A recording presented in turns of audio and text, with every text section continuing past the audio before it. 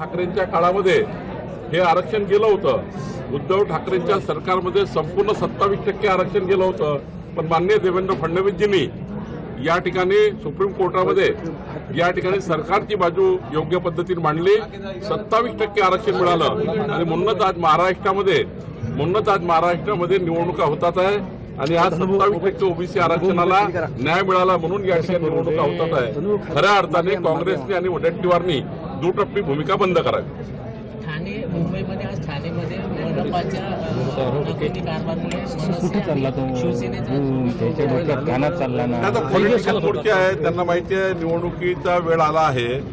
निवडणुकीच्या तोंडावर असे मोर्चे काढतात कारण त्यांना हे माहिती आहे की त्यांनी कधीच काही विकासाकरता काही केलं नाही आणि आता मोर्चे काढून केवळ निवडणुकीची स्टंटबाजी असं मला दिसतं आणि त्यामुळे ही स्टंटबाजीने काही उपयोग होणार नाही।